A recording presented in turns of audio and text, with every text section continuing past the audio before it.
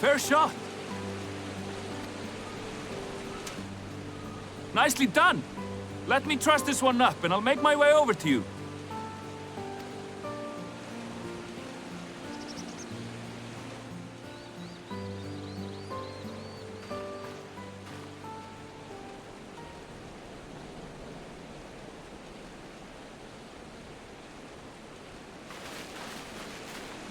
There you are. Any new revelations?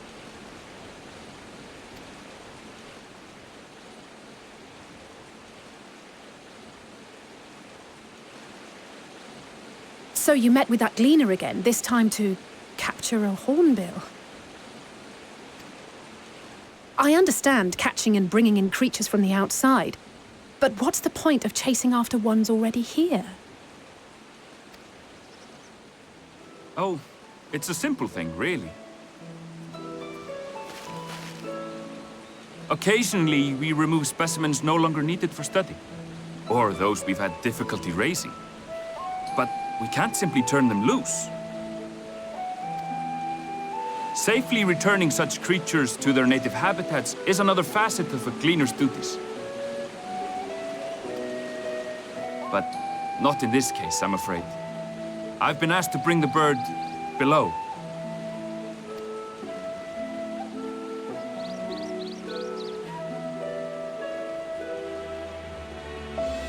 The restricted section in the lower levels of Labyrinthos. Open only to a select few researchers hand-picked by the Forum. The projects down there are the subject of rumor and hearsay. Forbidden magics. Advanced technologies that can never be allowed to fall into outside hands. Even Archons are not privy to the truth. Those who are, the researchers involved in this secretive work, are not permitted to walk freely in the city, and are instead required to live in isolated quarters. What could a facility subject to such strict security protocols possibly need with a hornbill? An experiment? Possibly. I wasn't afforded an explanation. But judging by the requisition list given to me and my colleagues, I doubt it's for any kind of advanced research. I'd be more inclined to believe we were making preparations to migrate to the south. Mericidia or thereabouts. What? Why would you say that? Much of the flora and fauna we were asked to procure could serve as reliable sources of sustenance. They're comparatively hardy species, too, able to endure harsh climates. And among them are specimens known to be effective in improving soil quality and purifying water. When you put it that way, migration does sound like a reasonable assumption. That's all it is, though. An assumption. Through our tasks, we gleaners glimpse only bits and pieces of the Forum's plans. Our prime concern is that our requisitions, be they living or otherwise, are properly preserved for the knowledge of future generations. Now, I really must be going. I regret that I cannot reward you as you deserve.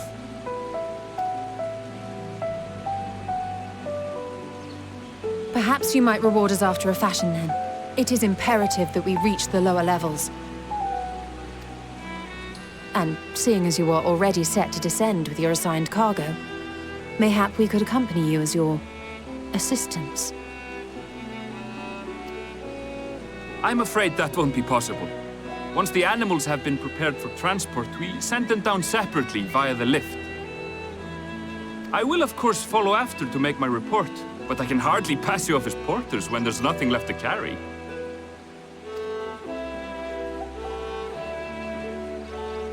Indeed. Pray forget I said anything.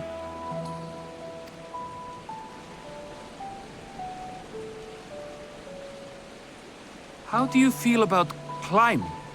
If you've strength and the courage to brave it, then there is another way down. This path leads to the 33rd facet, a mineshaft excavated during one of our expansions of Labyrinthos. While I cannot guarantee that the passage is safe to traverse, it should provide access to the medial circuit below.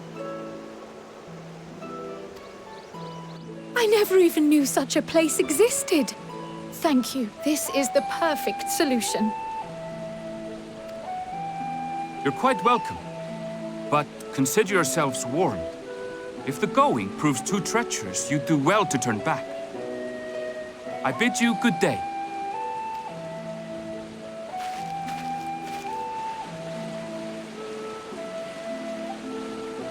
Well, turning back is hardly an option, not when we've come this far. Let's go and take a look at this mine shaft.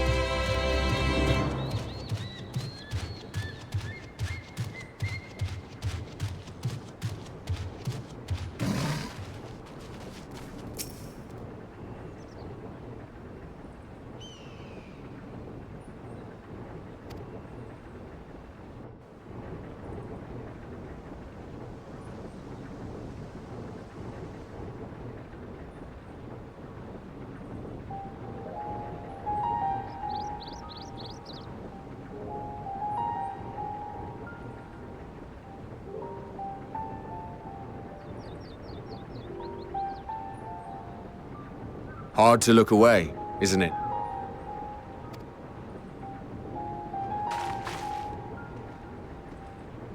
But they're more than pretty flowers. Heart blooms are attuned to ambient emotion.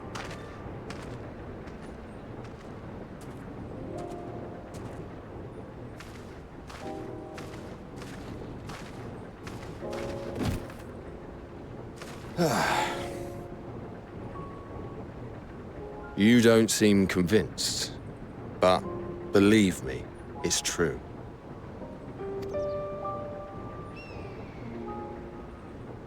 This ashen grey, for instance, it mirrors the anxiety and urgency of those working nearby as they rush to fulfill sudden orders. Intense feelings like those spur the petals to change colour. Bright glowing hues in the presence of joy, dark subdued shades for frustration or despair. Yet even with the collected wisdom of Charlian at our disposal, we've yet to identify the underlying principle of this empathic effect. And there are other mysteries besides.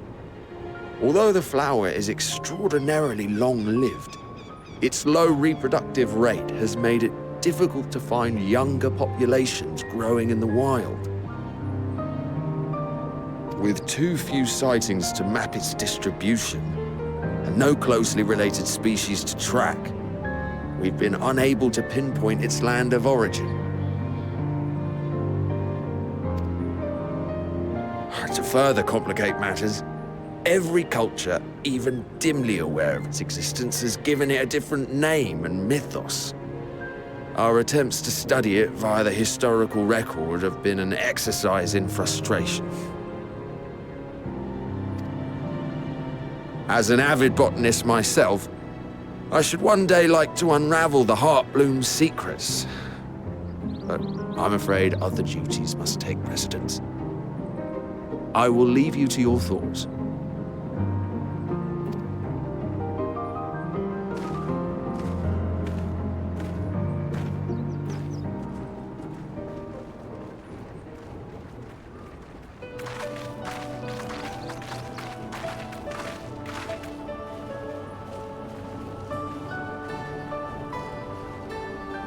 Have you learned aught of interest?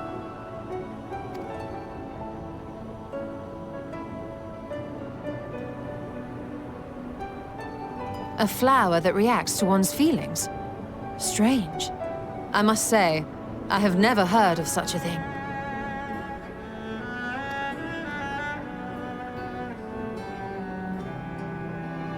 This is all very fascinating. But as it stands, we fail to gain any significant insight into the Forum's undertaking. Indeed.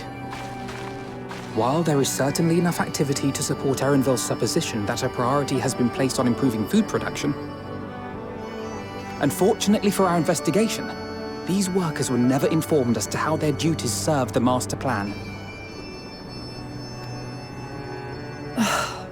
If only we could interrogate the Forum members directly.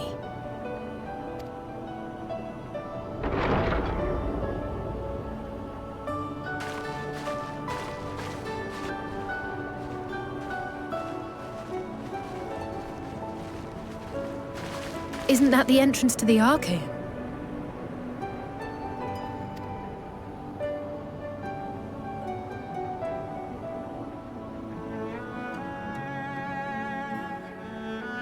Look, there.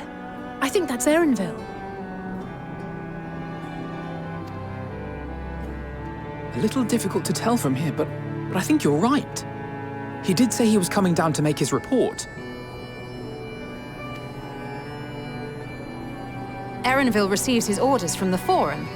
Would it not follow, then, that the superior to whom he reports is a Forum member, or at least a close associate? You mean to eavesdrop on their conversation? What of the risks?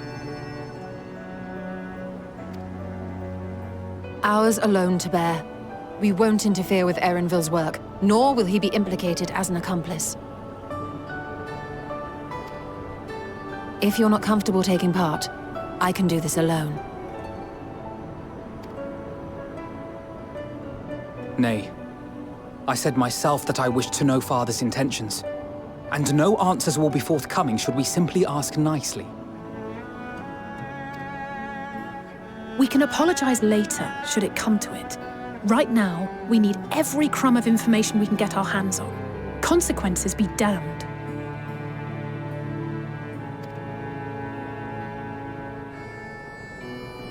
It might be best if you came along as well. In fact, we should all...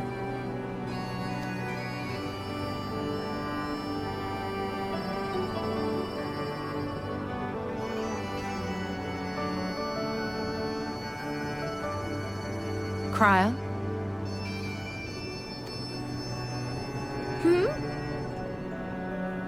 Oh, yes. That certainly sounds like a plan.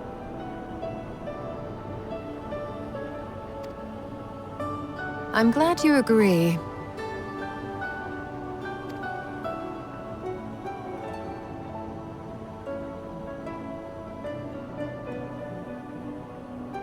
Quickly! Erenville is on the move. We need to get closer before we lose him.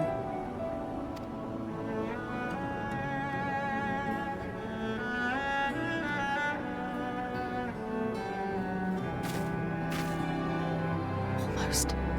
I can almost reach you.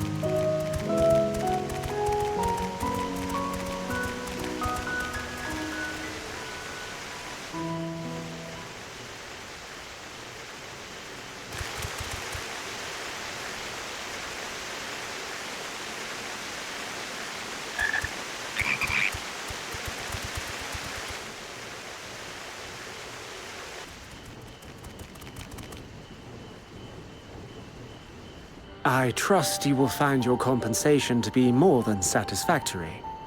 We wish to make clear that we are pleased with the efficiency and thoroughness of your work.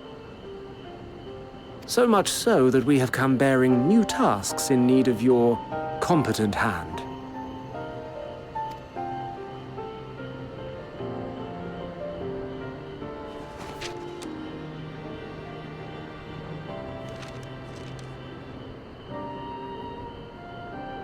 Another lengthy list. If I may speak frankly, the Gleaners have been pushed to the point of collapse by your unending demands.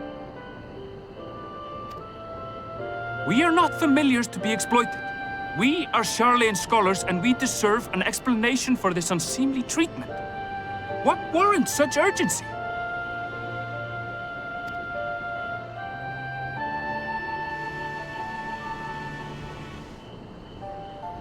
In an age long past, Sharlayan was charged with a momentous duty. And now that word of the final days hangs heavy in the air, the time has come for us to fulfill that charge. I can say no more, but I promise you this. All will be revealed in due course. And when it has, you will understand that your toil was in service to the greatest good.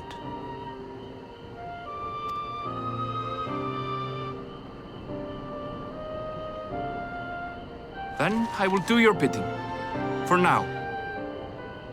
But unless you wish the Gleaners to rise up in protest, I advise you to offer tangible improvements for our working conditions.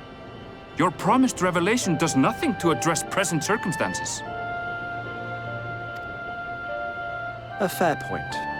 Your concerns will be conveyed to the Forum.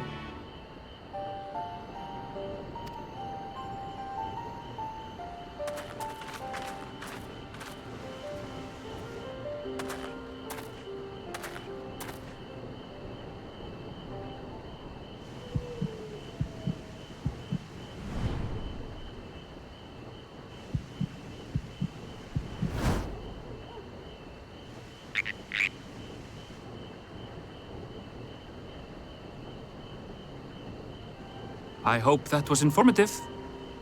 You may consider my debt to you repaid in full. While I do have my reservations about the Forum, I want to believe that they have our best interests at heart. Which is why I'm reassured that you're busy sniffing out the truth of things. We can ill afford to place all our eggs in one basket, this master plan of theirs, without first understanding the risks involved.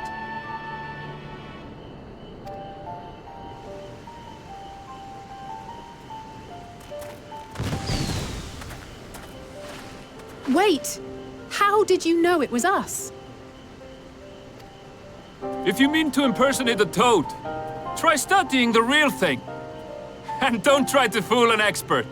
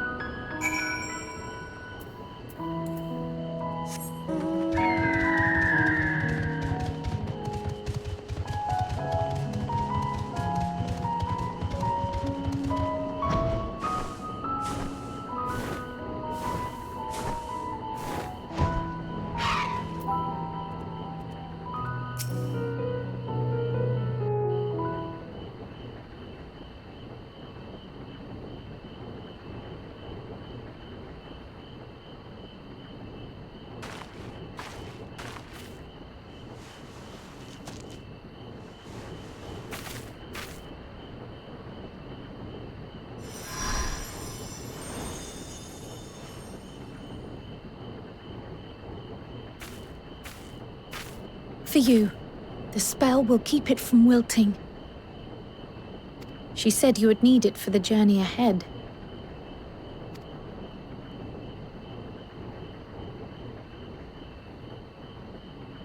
Will you speak with her now? I cannot hope to match Minfilia's clarity, of course, but...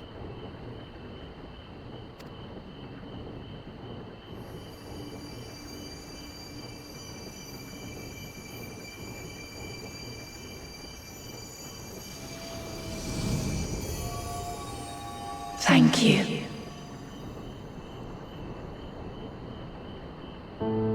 Do not worry. She has lent me her body for only a moment.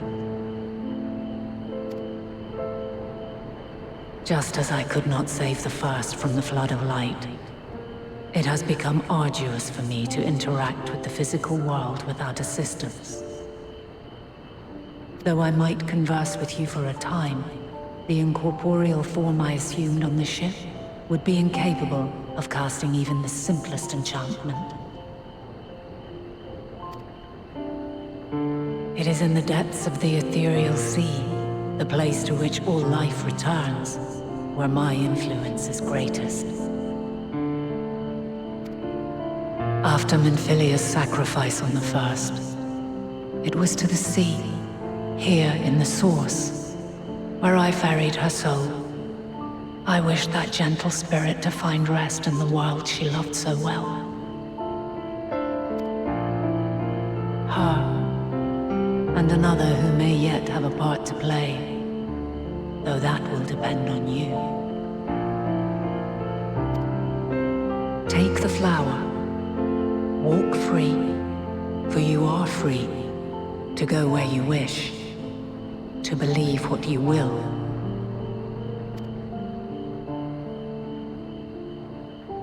That bloom will be your guide, test and proof of your conviction.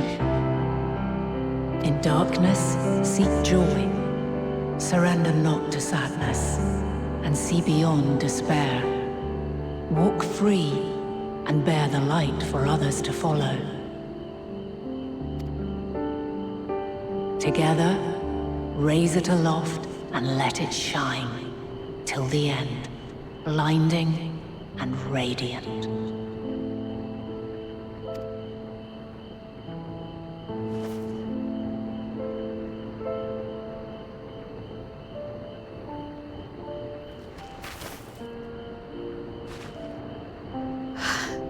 That was all too brief.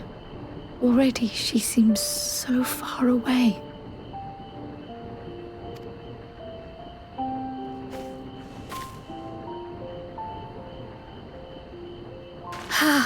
My apologies if I startled you. Ever since we began our descent into Labyrinthos, I had sensed another's will, straining to reach out. Even with my particular talents, though, I was unable to make a connection at first, so weak and tenuous it was. Once I took hold of that wispy thread, imagine my surprise to discover it was Heidelin herself.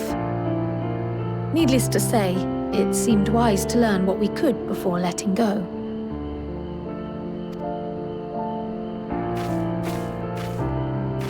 Her answers were more cryptic than I would have liked, but at least she left us with a guide of sorts, that unusual flower.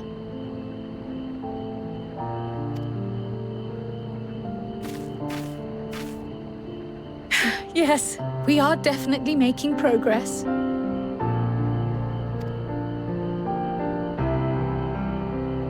You can't be serious! We've done nothing wrong!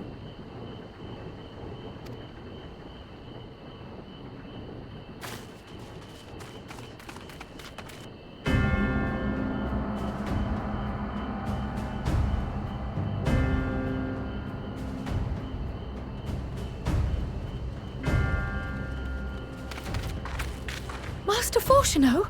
What business has the Forum with us? Obstruction and suppression, apparently. Mistress Baldessian, Our records show you facilitated the Scions' entrance into Sharlayan by claiming them as assistants for your organization. We are aware of your investigations. After alerting the major institutions to the presence of potential troublemakers, we received word from an Archean custodian.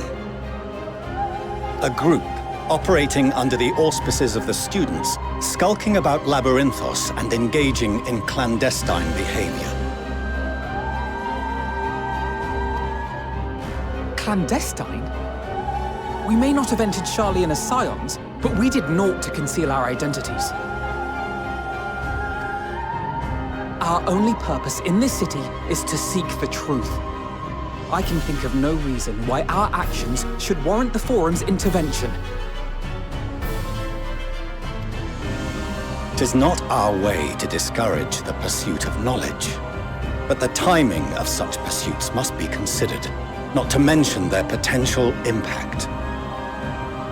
With the world in chaos, we, the true caretakers of wisdom, have committed ourselves to an undertaking that demands the utmost discretion. And we will not risk its success by turning a blind eye to disruptive foreign elements in our midst.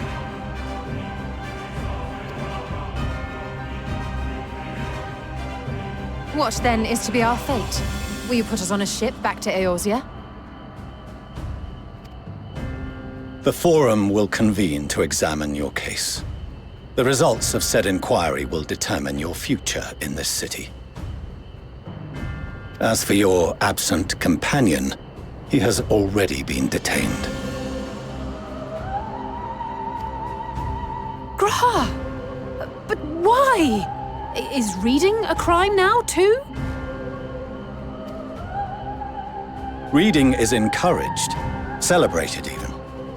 Not, however, of the volumes shelved in the restricted section of the library.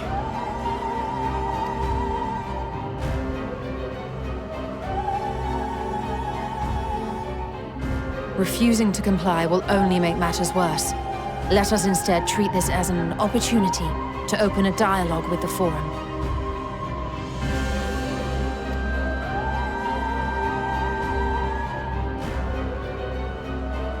Silence is often one's best defense. I would advise against prolonging the proceedings with frivolous discourse.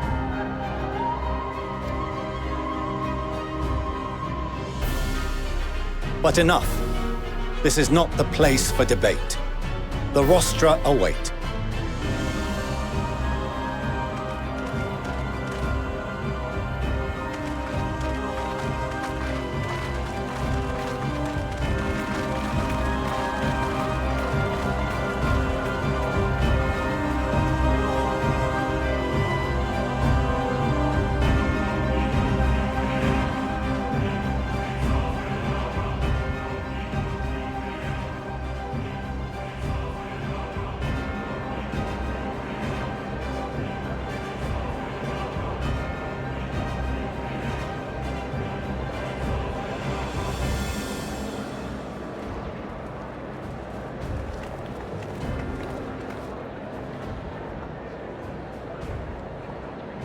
Forgive me. I was careless. We would have been detained regardless. This way, at least, we managed to stay together.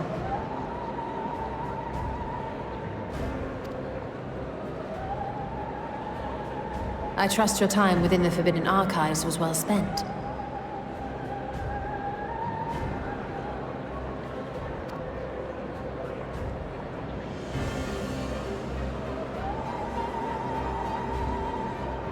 The Forum will come to order!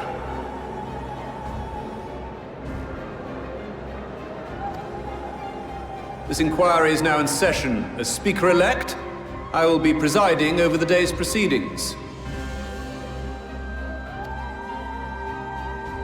Master Fortuner, would you be so kind as to restate the matter which compelled you to summon your colleagues with such urgency?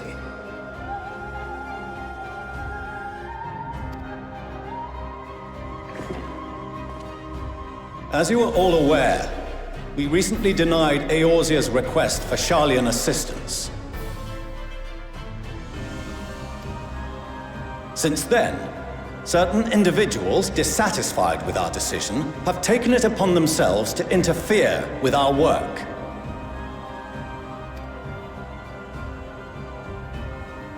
They entered our nation masquerading as associates of the students of Baldessian. But these malcontents are better known as the Scions of the Seventh Dawn.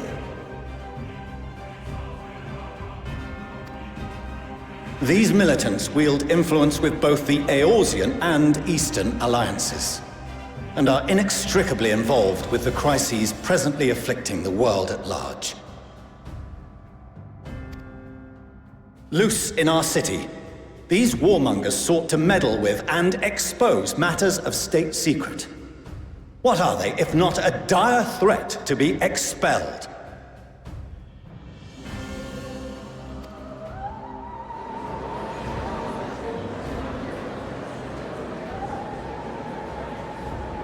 You have tarnished the good name of the students. Galuf would be ashamed.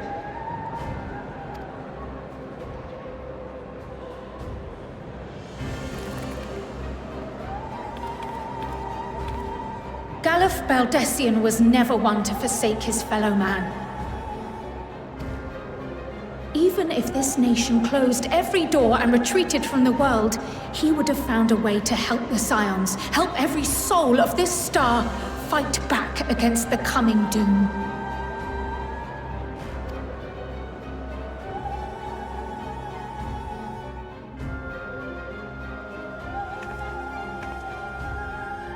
A terrible enemy stands poised to lay waste to all we hold dear.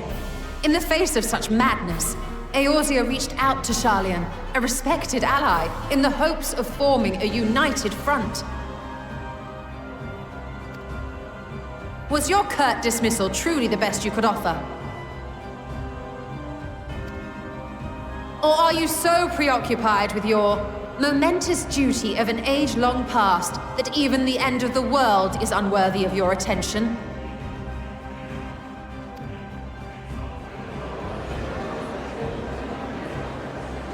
Whence came this revelation?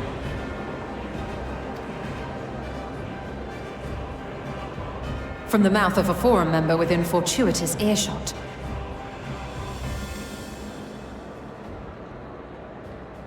Then it seems your findings support my own.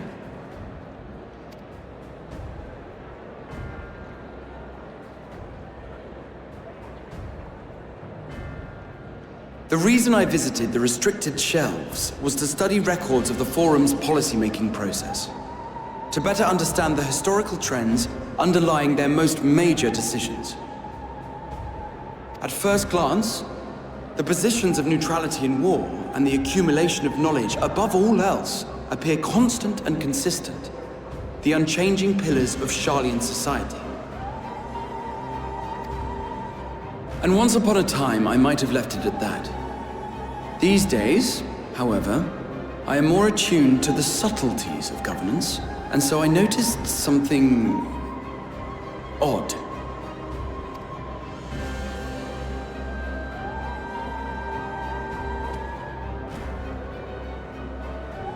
From a particular point in time, the purpose of these policies shifted.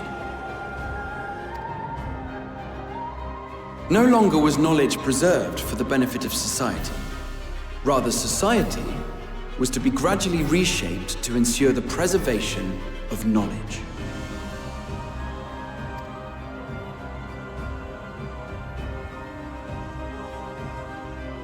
The most conspicuous and telling change was the one which befell Labyrinthos.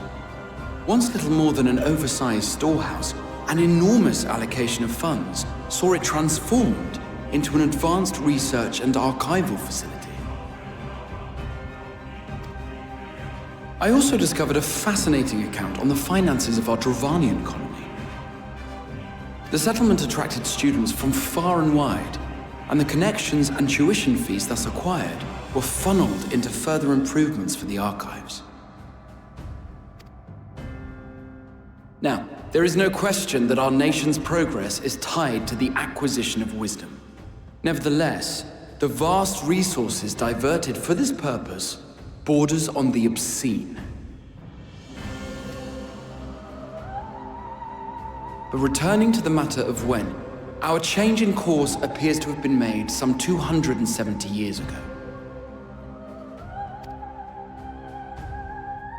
The very same period when Sharlayan scholars in the hinterlands began a formal study of the ethereal sea.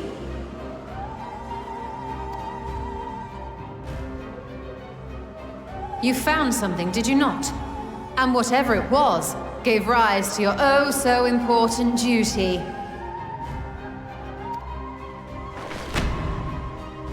Mind your tongue, Archon. If you had seen...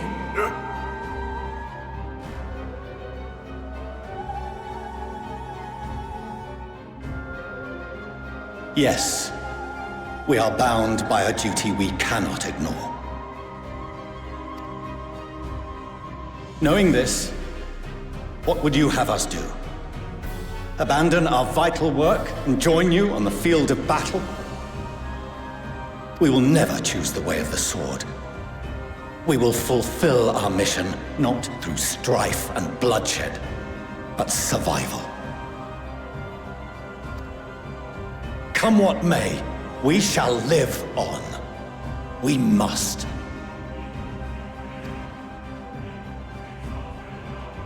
Do as you must, then.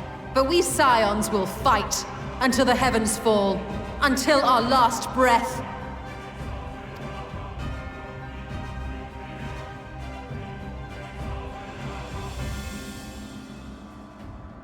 Such misguided zeal.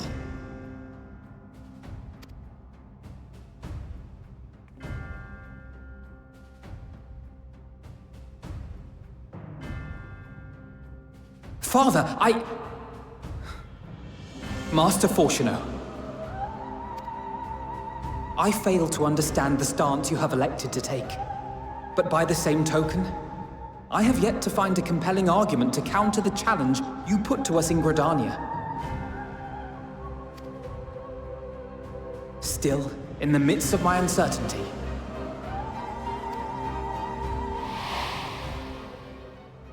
I must trust in myself to do what is right, as others have chosen to trust in me.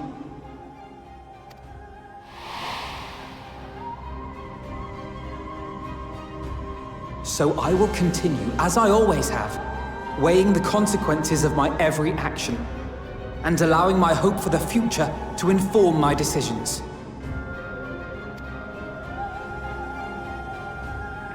That's quite enough. Have you all forgotten the reason for this assembly?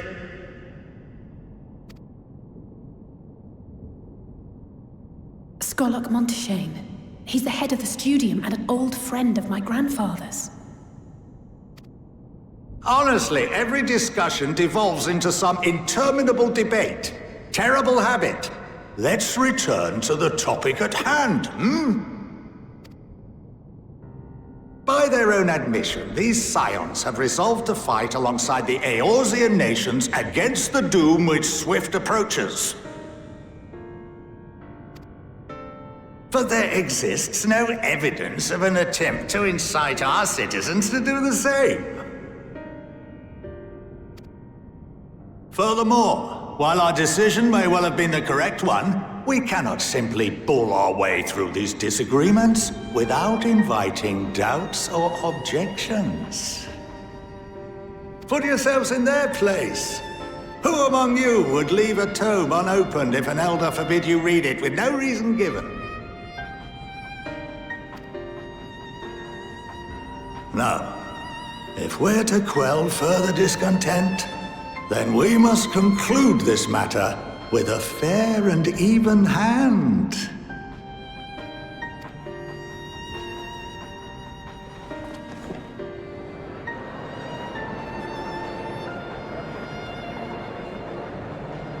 Order! We will have order!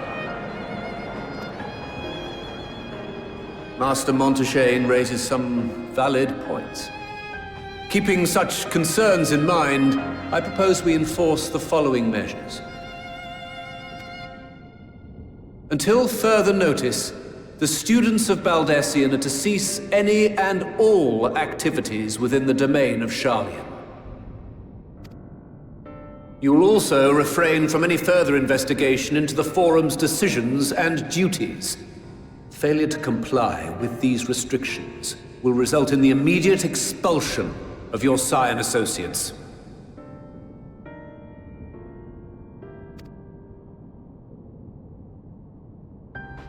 Let us put this judgment to a vote. All in favor, raise your hand.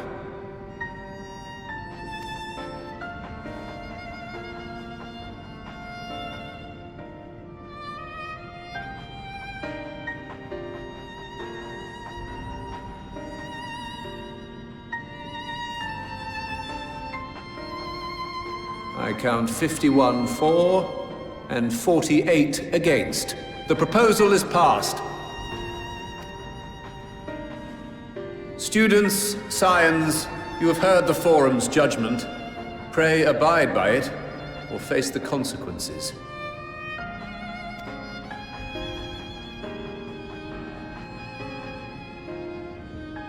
Honored members, I thank you for your time. This inquiry is concluded.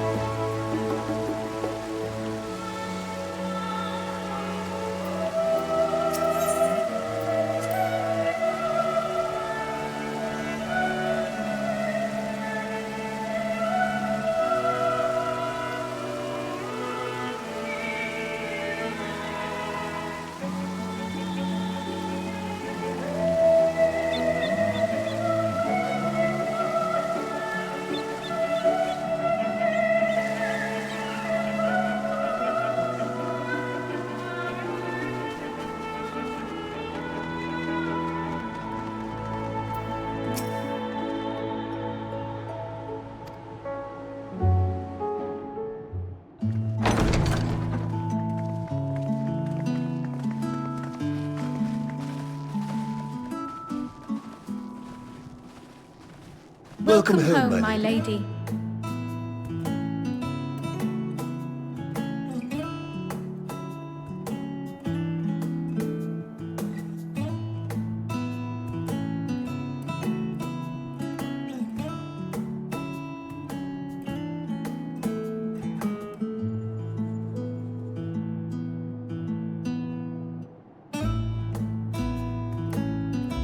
What?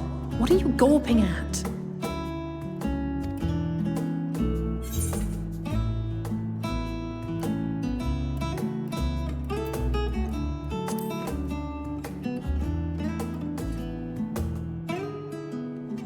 I'll have you know I'm quite fond of the Rising Stones.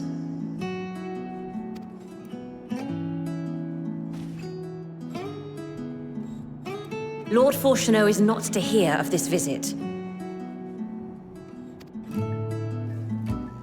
And I should also like the children to have their gifts, ere my husband makes his return. As you wish, my lady.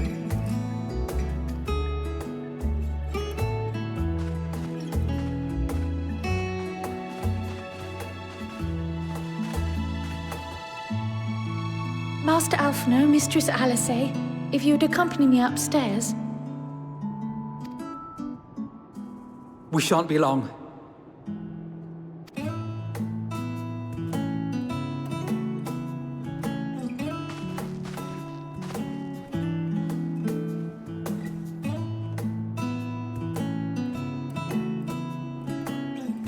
The twins have been sending letters home from time to time, recounting their latest adventures. I am sure they withhold certain details, of course, if only to keep me from worrying. Yet a mother worries all the same. In the early days especially, I tried to support them as best I could, sending the Scion's coin and other such donations. Fortunately, they have found the strength to overcome adversity time and time again. Their words grow more confident with every letter, their depictions more vivid. The triumphs and defeats, the joys and sorrows. It is clear that they have come to find value in every experience. But of those they treasure most, it would seem that meeting you might be the most impactful. Why, since that fateful day, I do believe there has not been a single missive in which you were not mentioned by name.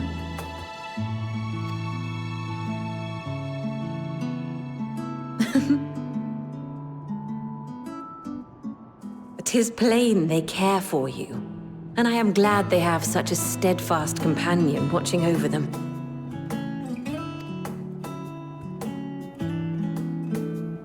Under normal circumstances, I would offer you tea, but alas, these are anything but. In any event, why don't you keep me company whilst we await my children's return? Perhaps you might regale me with a tale or two of your exploits.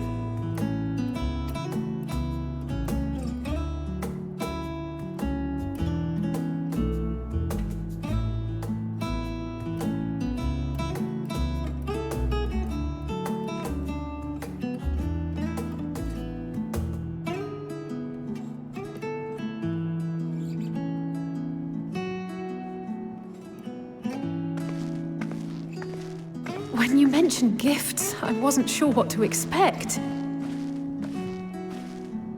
Mother,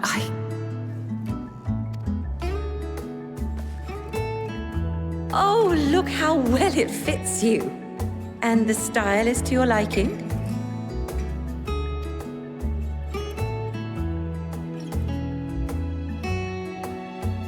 It's perfect. Exactly what I would have chosen. But please, tell me you had something different made for Alphino. Naturally. You are hardly little children anymore. And while I shall miss dressing you in those precious matching outfits, I must respect the individuals you have grown to become. See for yourself.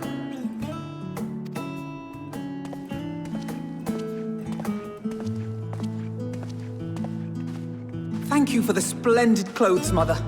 Stylish, comfortable, and eminently practical. I am so glad you like them. They are, however, missing one final touch.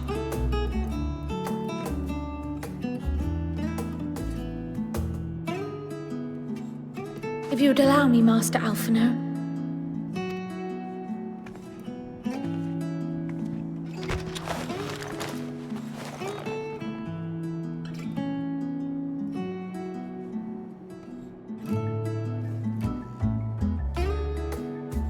Wait.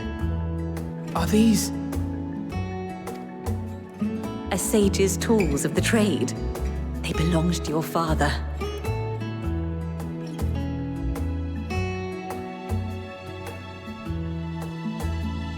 Though he may as well be chained to his desk these days, as a student he was often called upon to venture into the field.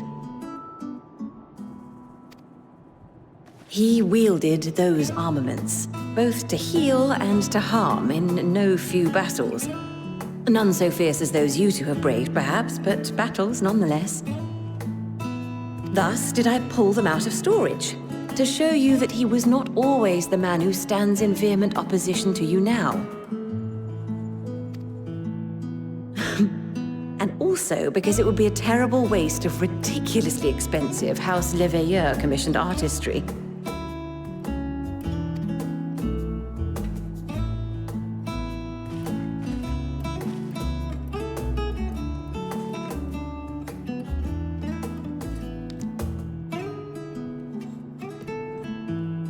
I am told these devices are quite difficult to master, but someone of your extensive experience should soon have them darting about with grace and aplomb.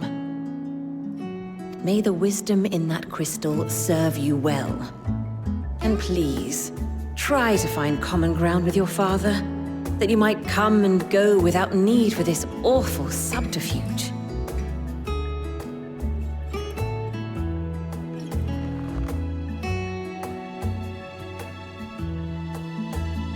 We will, Mother. I promise. My final gifts to you, before you run off, are an observation and a suggestion. Firstly, Fourcheneau has ever been a serious man, but it was only after you were born that he truly lost himself in his work. I may not know the Forum's inner workings, but I know your father's. The timing of that change in him holds some significance. Secondly, do not seek to best your father with words. Far better that you simply show him. Let him discover the merit of your actions, after they cannot be undone.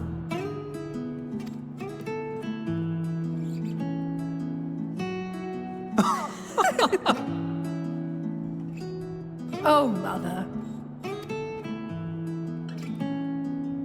We shall take your wisdom to heart. Thank you again for these gifts, and farewell for now. Safe travels, my children. Eat well, stay warm, and keep your friends close.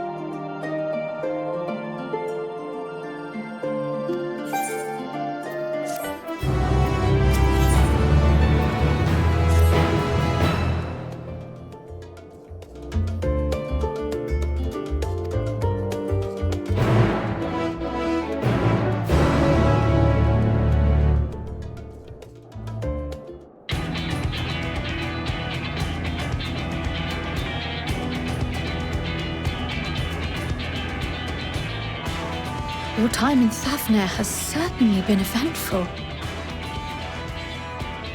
In my opinion, carrying out Vitra's request and assaulting the Tower of Zot should be our highest priority. I agree. While I still have questions concerning the Forum and their grand undertaking, we have all but exhausted our avenues of investigation. Simply pressing them any harder on the subject will almost certainly result in our expulsion.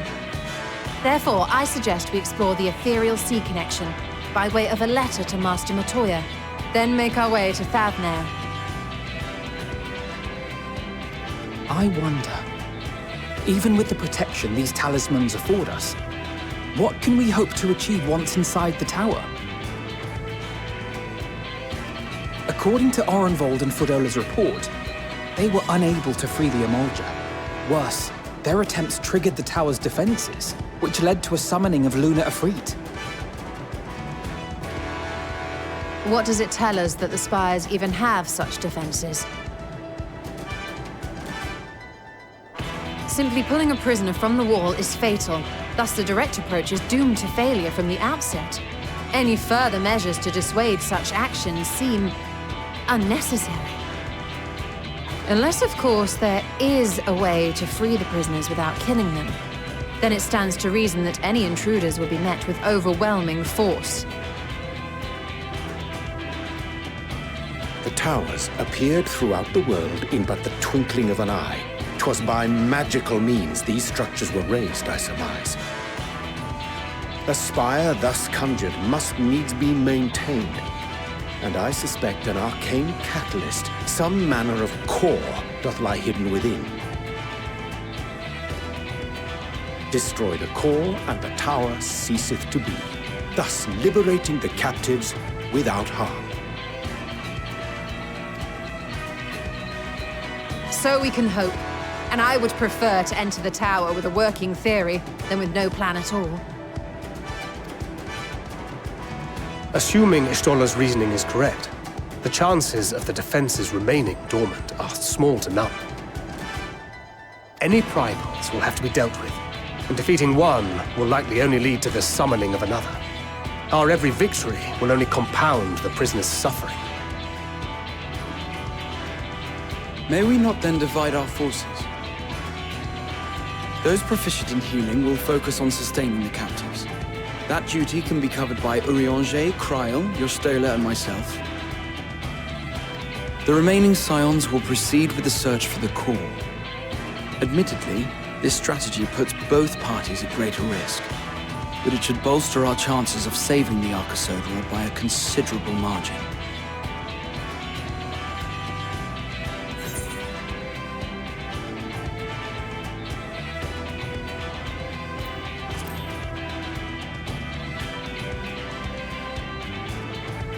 That she does.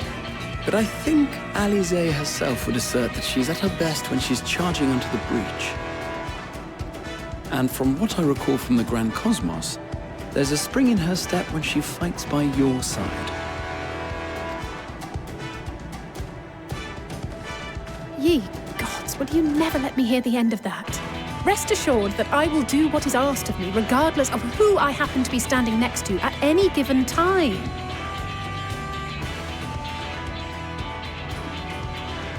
It seems we have a plan. All that remains is to carry it out. I will inform Radzit-Han of our movements, so let us make our preparations and regroup near the tower. A military post in what's left of the Hamsa hatchery should serve as a convenient staging point. That sounds perfect. And remember, the experimental aetherite at the confluence is there for those who need it, so there's no excuse for being late.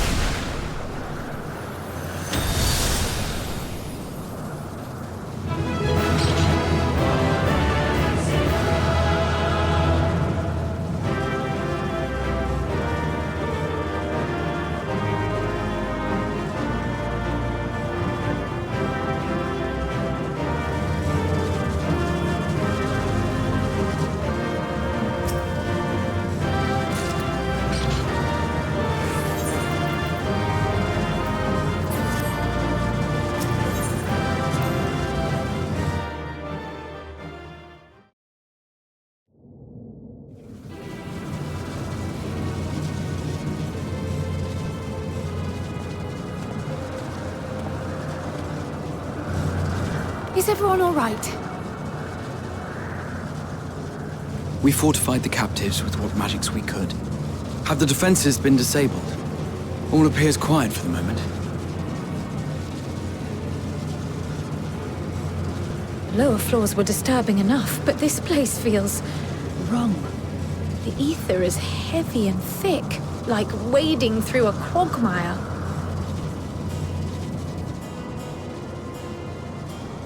I believe we stand in the tower's beating heart. What sayest thou, Stola?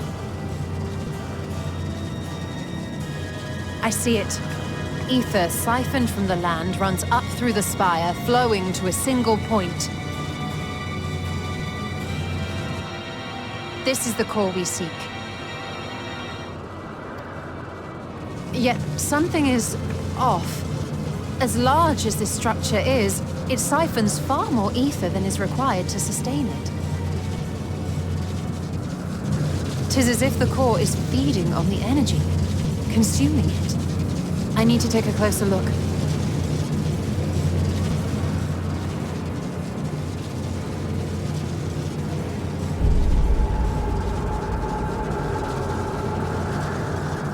Curious. There is something there embedded inside the core.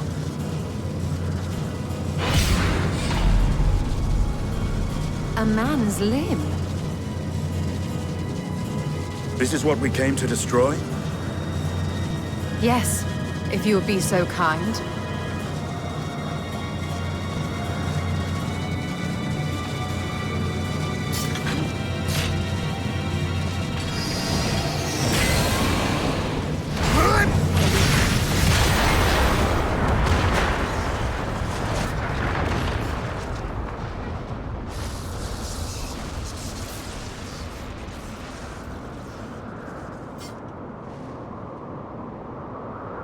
And that should be the end of it.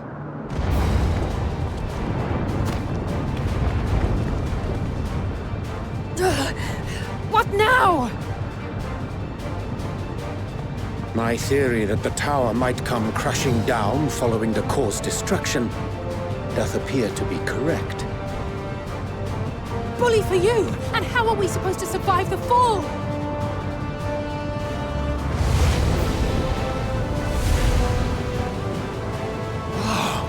What of the prisoners below?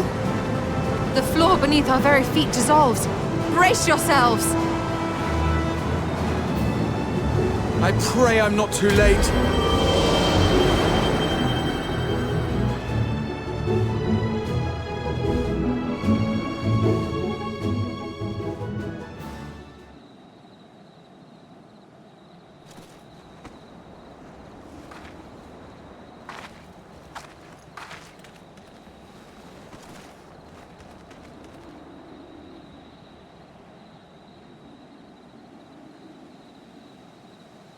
Oh, what happened?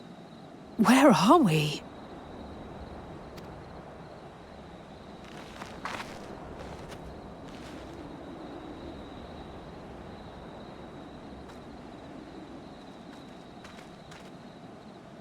By my reckoning, we're still on the island where the tower stood.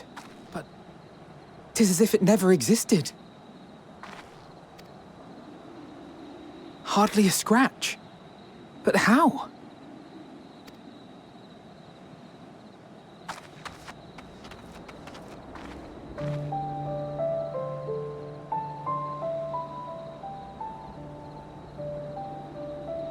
Graha wove a levitation spell at the last moment. Large enough to catch everyone, it would seem.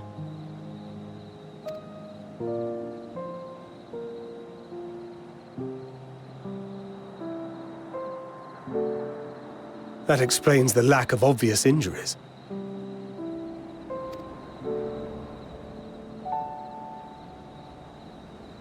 The expenditure of so much ether has taken its toll.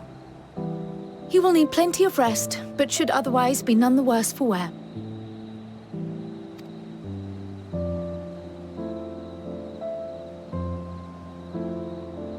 Then the immediate problem is what to do with our new friends here.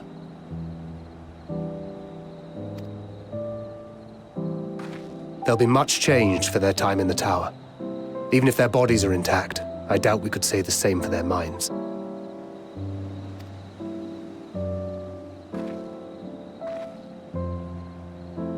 Angelo and I will take care of that. I have every faith in you, Alize, but there are just too many for you to treat alone.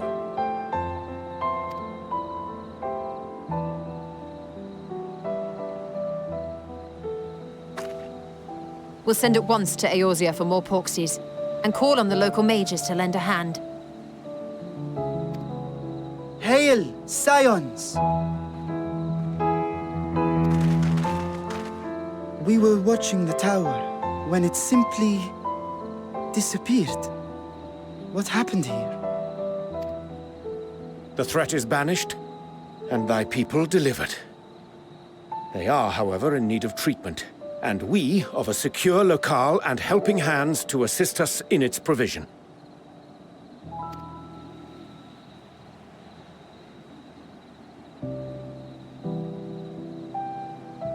You shall have all this and more. Come, let us convey these unfortunate souls to the city.